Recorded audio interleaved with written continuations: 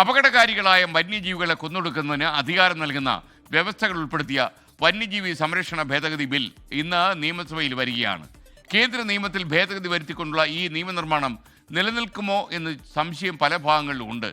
എന്നാൽ bill subject കമ്മിറ്റിക്ക് വിടുന്നത് ആണ് സഭ മിക്കവാറും പരിഗണിക്കുക. സംസ്ഥാനത്തെ പൊതുവിപണിയിലെ ക്രമാതീതമായ വിലക്കയറ്റവും പ്രതിപക്ഷമെന്ന് നിയമസഭയിൽ കൊണ്ടുവരും എന്ന് ഞങ്ങളുടെ ബ്യൂറോ പറയുന്നു. ഉമേഷ് ബാലകൃഷ്ണൻ വിവരങ്ങളുമായി തിരുവനന്തപുരത്ത് ചേരുന്നു. Umesh, good morning. ഒരു കേന്ദ്ര നിയമത്തിനെതിരെ സംസ്ഥാന നിയമസഭ ഒരു നിയമം പാസ്സാക്കിയാൽ കേന്ദ്ര നിയമം ഡോമിനേറ്റ് ചെയ്യുമെന്ന ഭരണഘടനാ തത്വം നിലനിൽക്കുമ്പോൾ ഈ ബില്ലിന് എത്രമാത്രം സാങ്കത്യമുണ്ട് എന്ന കാര്യം സംശയമുണ്ട്. എന്നാൽ ഈ ബില്ലിൻ്റെ ഉദ്ദേശശുദ്ധി നമുക്ക് ചോദ്യം ചെയ്യാൻ കഴിയില്ല. പറയൂ. Good morning.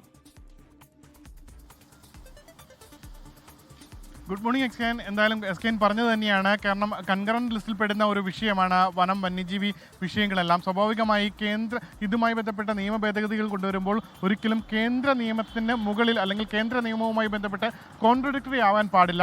ഏതെങ്കിലും രീതിയിൽ അത്തരത്തിൽ വരികയാണെങ്കിൽ അവിടെ സാധുവാകുന്നത് അത് കേന്ദ്ര നിയമമായിരിക്കുമെന്ന് കൃത്യമായി തന്നെ ഭരണഘടനയിൽ പറയുന്നുണ്ട്. പക്ഷേ സർക്കാർ ഇതുമായി ബന്ധപ്പെട്ട നിയമ ഭേദഗതി വേണമെന്ന് ആവശ്യപ്പെട്ടുകൊണ്ട് നേരത്തെ തന്നെ കേന്ദ്രത്തെ സമീപിച്ചിരുന്നു. പക്ഷേ കേന്ദ്രത്തിൻ്റെ ഭാഗത്തു നിന്ന് അത് അനുകൂലമായ ഒരു സമീപനം ഉണ്ടായില്ല. ഈ സാഹചര്യത്തിലാണ് ഈ 1972 വന്യജീവി സംരക്ഷണ നിയമത്തിൽ ഒരു ഭേദഗതി വരുത്തിക്കൊണ്ട് അക്രമകാരികളായി നാട്ടിലിറങ്ങുന്ന വന്യജീവികളെ മറ്റ് നടപടികളിലേക്ക് കടക്കാതെ തന്നെ വെടിവെച്ച് കൊല്ലാൻ ഭേദഗതി ചെയ്യുന്ന നിയമം അനുവദിക്കുന്ന നിയമ ഭേദഗതിയാണ് നടപ്പാക്കാൻ തീരുമാനിച്ചത്. മന്ത്രിസഭ അംഗീകരിച്ചത് പ്രകാരം ബില്ല് ഇന്ന് സഭയിൽ വരുന്നുണ്ട്. ഇന്ന് ഉച്ചയ്ക്ക് ശേഷം സഭയിൽ ഈ ബില്ല് ചർച്ച ചെയ്യും. സ്വാഭാവികമായി പ്രതിപക്ഷം ഈ ആവശ്യങ്ങൾ, അതായത് ഈ ബില്ലിൻ്റെ നിയമസാധുത എത്രത്തോളമാണ്, നിയമപരമായി നിലനിൽക്കുമോ തുടങ്ങിയ കാര്യങ്ങൾ പ്രതിപക്ഷം ഉന്നയിക്കുകയും ചെയ്യും. എന്തായാലും സർക്കാരിനെ സംബന്ധിച്ചിടത്തോളം ഇത് മലയോര മേഖലയിലെയും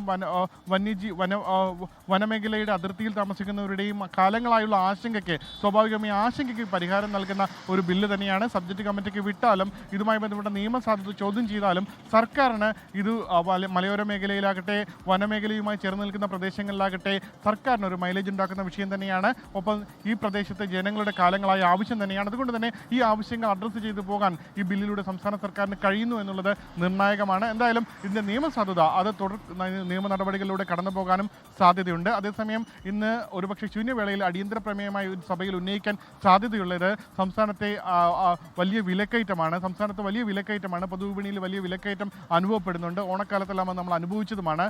അത് ഇന്ന് അടിയന്തര പ്രമേയമായി സഭയിൽ ഉന്നയിക്കാനാണ് തീരുമാനിച്ചിരിക്കുന്നത്. കഴിഞ്ഞ 2 ദിവസവും അടിയന്തര പ്രമേയമായി കൊണ്ടുവന്ന വിഷയം സഭ നിർത്തിവെച്ച് ചർച്ച ചെയ്യാൻ സർക്കാർ തയ്യാറായിരുന്നു. ഇന്ന് സമാനമായി സഭ നിർത്തിവെച്ച് ചർച്ച ചെയ്യാൻ സർക്കാർ തയ്യാറാകുമോ എന്ന ചോദ്യവും നിർണായകമാണ്. എന്തായാലും സർക്കാർ ഇത് പ്രതിരോധിക്കാൻ പോകുന്നത് ഓണക്കാലത്തിലടക്കം വിപണി ഇടപെടലിന് വേണ്ടി സർക്കാർ നടത്തിയ ശ്രമങ്ങൾ, സർക്കാർ സപ്ലൈകോയ്ക്ക് അടക്കം നൽകിയ പണം, ഒപ്പം സപ്ലൈകോയിൽ ഓണക്കാലത്ത് നടത്തിയ റെക്കോർഡ് വിൽപ്പന, ഇവയെല്ലാം കാണിച്ചുകൊണ്ടായിരിക്കും സർക്കാർ ഈ വിഷയം പ്രതിരോധിക്കാൻ പോകുന്നത്.